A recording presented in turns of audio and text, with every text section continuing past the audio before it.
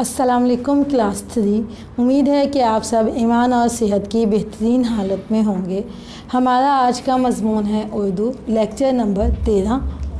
उन्वान है मैं क्या बनूँगा। ये हमारे पास नज़म है और इस नज़म के शायर हैं हफीज़ जलंधरी साहब।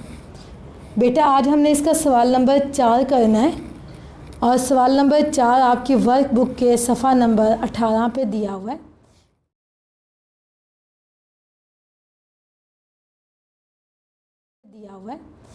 सवाल नंबर 4 है, सवालात के जवाबात लिखें।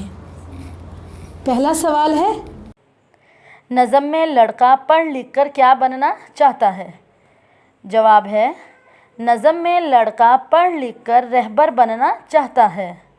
बेटा आपने जब नज़म पढ़ी होगी तो आपको इसके जवाब खुद से ज़ुबानी आने चाहिए। दूसरा सवाल, नज़म में लड़के को कौन से सबक याद होंगे। जवाब है, नज़म में लड़के को नेकियों के सबक याद होंगे। तीसरा सवाल है, नज़म में दिए गए अजीम लोगों के नाम बताएं। बेटा उन अजीम लोगों के नाम बताएं जो आपको मिसाल के तौर पे जो है नज़म में दिए गए थे कि वो ताकतवर थे, वो फ़िलासफ़र थे, साइंसदान थे या सियासतदान थे। आपने उनके बारे में बताना है। तो आपको यहाँ पे नज़म में 4 नाम दिए हैं, अरस्तु, रुस्तम, सिकंदर, दिलावर। जी अब हम सवाल नंबर 4 पर आते हैं। सवाल नंबर 4 है, नज़म के मुताबिक तरक्की के ज़ीने पर चढ़ने का क्या तरीक़ा है। हमने नज़म के मुताबिक जो है इसका आंसर देना है। नज़म में जिस तरह हमें बताया गया है हमने उसके मुताबिक जो है इसका जवाब लिखना है। ठीक है, अब ये देखें जवाब है, नज़म के मुताबिक हम पढ़ लिख कर तरक्की के ज़ीने तय कर सकते हैं। ठीक है, हमें इसमें बताया गया था कि पढ़ लिख कर हम तरक्की के ज़ीने चढ़ सकते हैं या तय कर सकते हैं। जी क्लास, अब हम सवाल नंबर 5 पर आते हैं।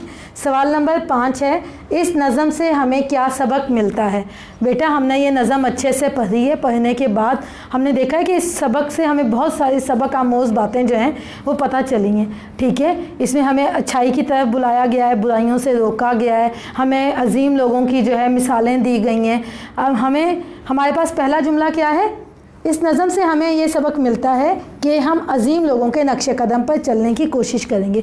अजीम लोग हमारे पास नज़म में 4 अजीम लोगों का जिक्र किया गया है। अरस्तु हैं, सिकंदर हैं, रुस्तम हैं और दिलावर हैं। ठीक है, इसके अलावा भी अगर आप नज़म के अलावा भी देखें तो हमारे पास बहुत सारे अजीम लोग जो हैं वो दुनिया में मौजूद थे। ठीक है, नबी सल्लल्लाहु अलैहि वसल्लम की मिसाल ले लें जो हमारे पास अजीम तरीन हस्ती हैं। आप यहाँ पे उनकी मिसाल भी ले सकते हैं कि हम उनके नक्शे कदम पर भी चलने की कोशिश करेंगे। ठीक है, और उसके बाद हमारे पास दूसरा पॉइंट आ रहा है, हमेशा सच्चाई का साथ देंगे, हमेशा सच बोलने की कोशिश करेंगे चाहे हमें मुश्किलात का ही सामना क्यों ना करना पड़े। नंबर 3 है, झूठ से बचने की कोशिश करेंगे। नंबर 4 है, पढ़ लिख कर मुल्क को तरक्की देने की कोशिश करेंगे, यानी कि हमने जो तालीम हासिल की है हम उसको जो है बेहतरीन तरीके से मुल्क के लिए जो है एक अच्छा इंसान बनने के लिए जो है जद्दोजहद करते हुए सर्व करेंगे। ठीक है, और इसके अलावा आपने नज़म पढ़ी है, अगर आपको नज़म में से और कोई पॉइंट बेहतरीन लगता है तो आप वो भी लिख सकते हैं। अब हम वर्कबुक के सफ़ा नंबर 19 पर आते हैं।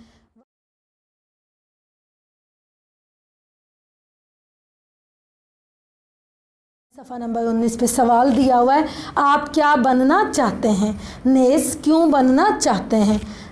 ठीक है, हमारे पास बेटा हमारी ज़िंदगी गुजारने के लिए कोई मकसद होता है। ठीक है, उस मकसद में हमें कुछ बनना है जिसके तहत हम अपने मुल्क, कौम और अपने लोगों की खिदमत कर सकें। ठीक है, हमारे पास मुख्तलिफ़ किस्म के शोबे हैं जिसमें हमारे पास डॉक्टर है, उस्ताद है, इंजीनियर है।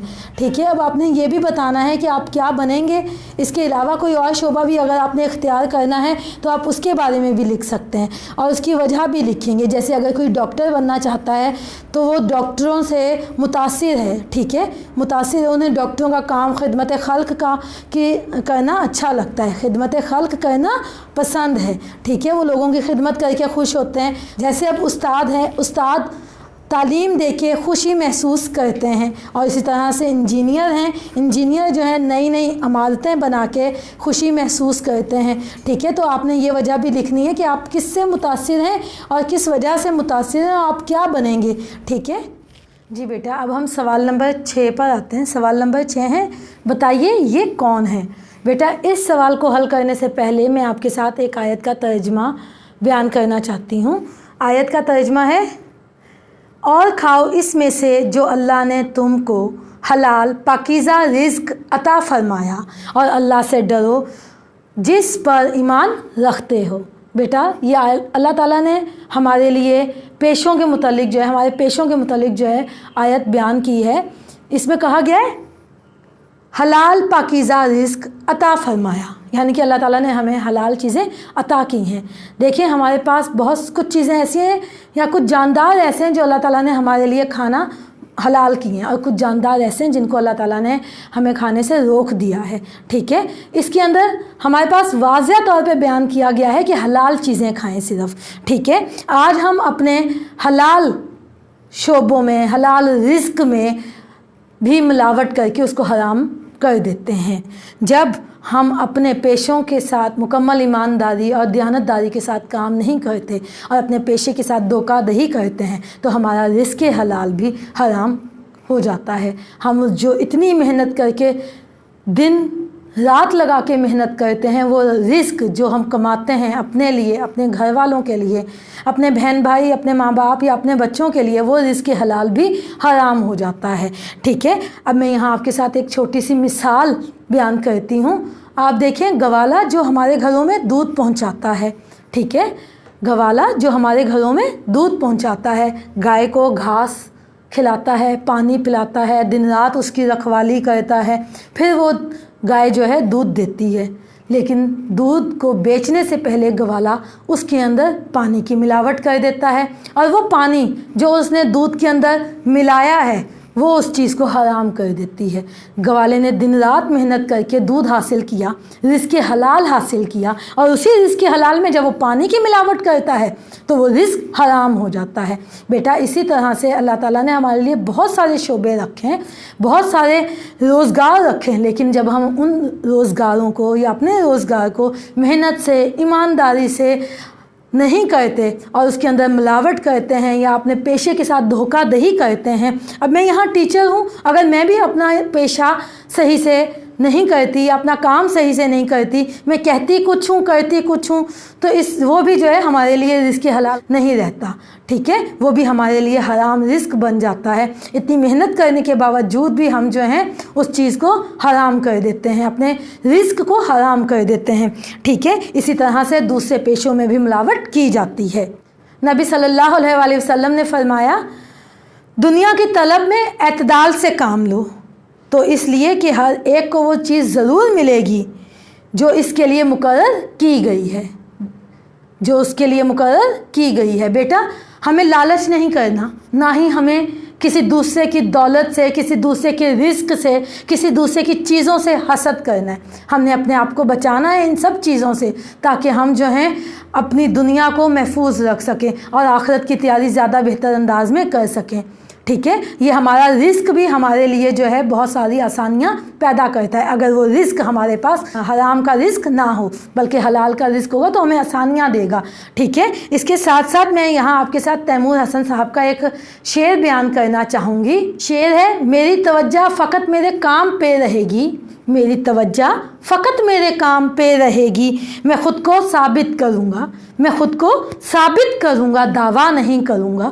इसमें भी तैमूर हसन साहब फरमा रहे हैं कि मैं अपना काम मुकम्मल ईमानदारी और मेहनत से और लगन से करूँगा, मेहनत करूँगा, और दिन रात मेहनत करके मैं उसके ऊपर मुकम्मल तवज्जो के साथ जब उस काम को पूरा कर लूँगा तो सब मेरी मेहनत को देखेंगे और मुझे जो है एक कामयाब इंसान समझेंगे। ठीक है, मैं रिज़्क हलाल कमाऊंगा, लेकिन मैं हराम चीज़ें हासिल करने की कोशिश नहीं करूंगा, अपना रिज़्क हलाल में हराम की मिलावट नहीं करूंगा। ठीक है, अब हम अपने सवाल की तरफ आते हैं।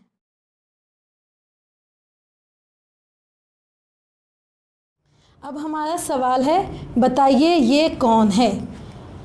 हमारे पास तस्वीरें दी हुई हैं, दी गई तस्वीरें देखकर लिखें कि कौन क्या है और कैसे हमारे काम आता है।